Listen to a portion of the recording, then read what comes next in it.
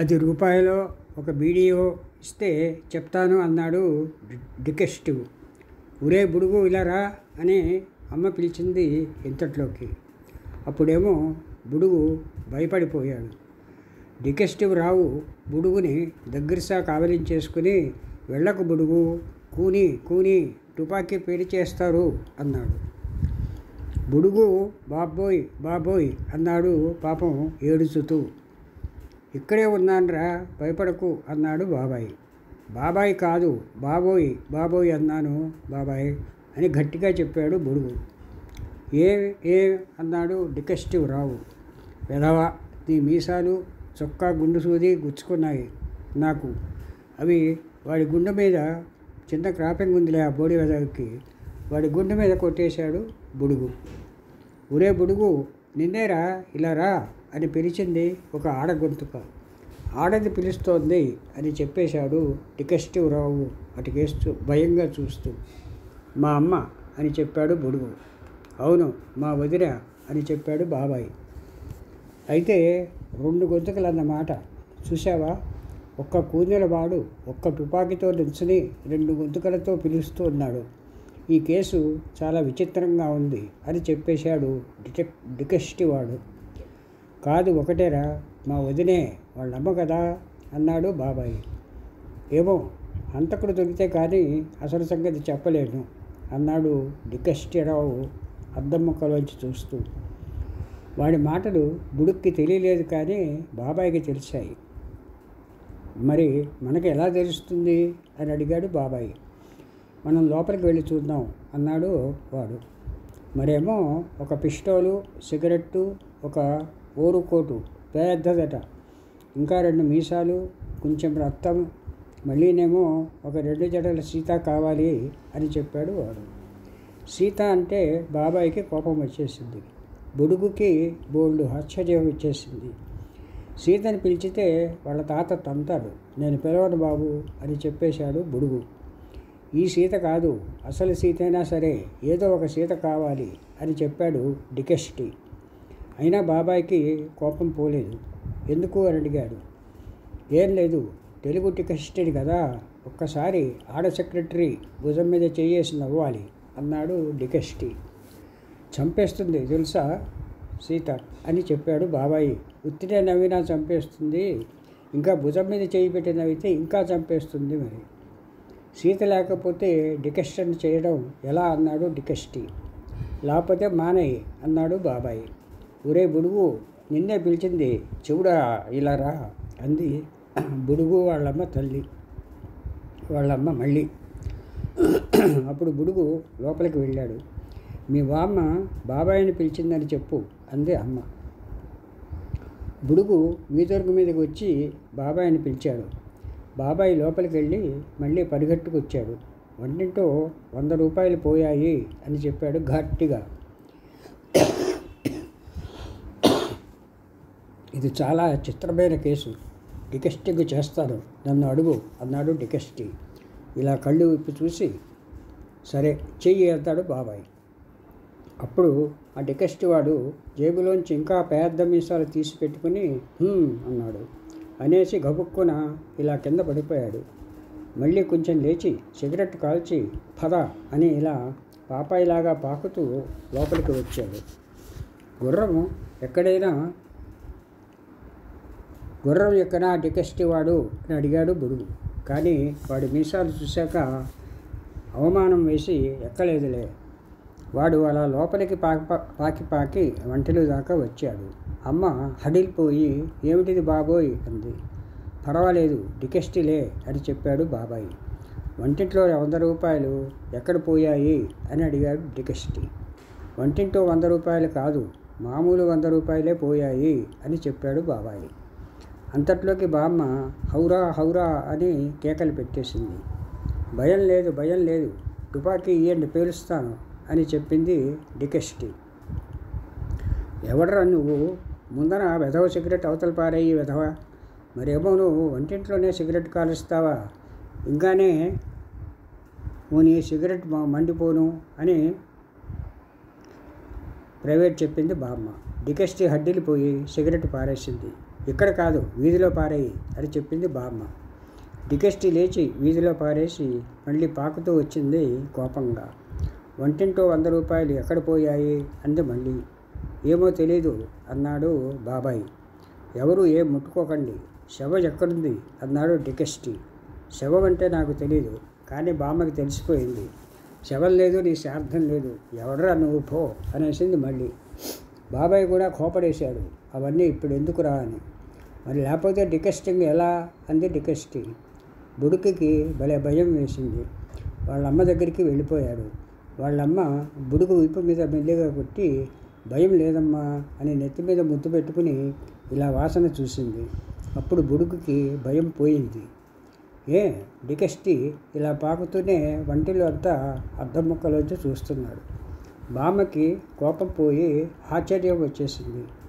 ఈ పిల్లాడికి చత్వారమా ఏమిట్రా, లేకపోతే అలా పడుకుని వెతుకుతాడు అంది. అప్పుడు డికెస్టి లేచి కూర్చొని ఇలా నవ్వాడు. నవ్వి, అది కాదండి బామ్మగారు, ముందస్తుగా రక్తం ఎక్కడుందో వెతకాలి అని చెప్పాడు. అప్పుడు బామ్మ చీపురు కట్ట తీసి, పోతావా లేకపోతే చితక్కొట్టనా అంది. బాబా ఏమో వద్దని చెప్పాడు. వెతక్కపోతే 100 రూపాయలు దొరకవు కదా అన్నాడు. అంతట్లోకి నాన్న వచ్చేసాడు ఆఫీస్ నుంచి. గోపాలం అంటూ బామ్మ, అమ్మ, బాబాయి అందరూ వెళ్ళిపోయారు. డికెస్టి బుడుగును పిలిచి, ఎవరు బుడుగు అన్నాడు. బుడుగు వాళ్ళ నాన్న గోపాలన్రా అని చెప్పాడు బుడుగు. ఓహో, మీ నాన్నతో ఎవరో వచ్చారే అన్నాడు డికెస్టి. బుడుగు కొంచెం అవతలి గదిలోకి వెళ్ళి చూసి వచ్చి, వాడు లావుపాటి పక్కింటి పిన్ని గారి మొగుడులే అని చెప్పాడు.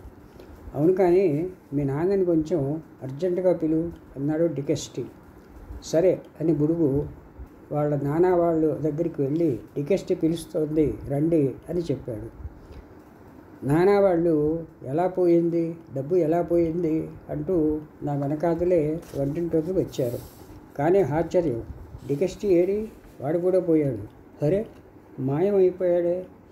బాబాయి, నాన్న, అమ్మ, బామ్మ, లావుపాటి పక్కింటి పిన్ని గారి మొగుడు అందరూ ఆశ్చర్యపడి పోయేశారు. డికెస్టి గబుక్కున ఎలా మాయమైపోయాడు అని. ఒక్క శవం కూడా లేదు, కొంచెం రక్తం కూడా లేదు, కూని జరిగిందేమో అన్నాడు బాబాయ్. చెప్పని కోపడ్డాడు నాన్న. మనందరం ఇక్కడే ఉన్నాం కదా అంది అమ్మ. పెరటి తలుపు తాళం వేశాను కూడా అంది బామ్మ. డికెస్టి ఏమైపోయింది? వంటింటిలో 100 రూపాయల నోటు, ఒక మీసాల డికెస్టి వాడు పోయారా? అసలే మేమందరం ఆశ్చర్యపడి పోయేస్తున్నాం కదా. అంతట్లోకి ఇంకో డికెస్టి లాంటి పేదవాడు ఘాటుగా నవ్వేస్తూ ఇలా వంగిపోయి పరిగెట్టేసుకుని వచ్చేసాడు లోపలికి. అప్పుడు మేము ఇంకా బోళ్ళు ఆశ్చర్యపడిపోయాం.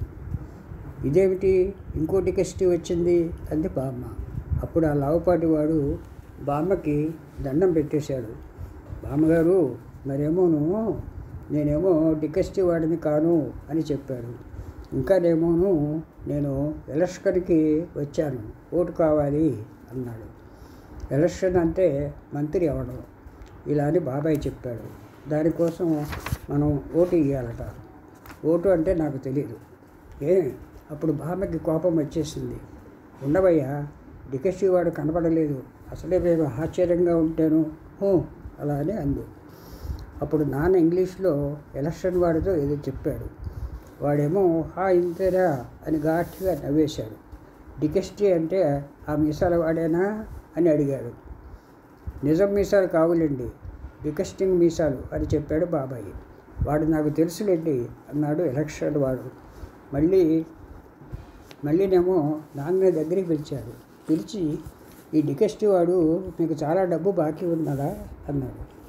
అప్పుడేమో లావుపాటి పక్కింటి పిన్ని గారి మొగుడేమో నాకు బాకీ అండి అని చెప్పాడు.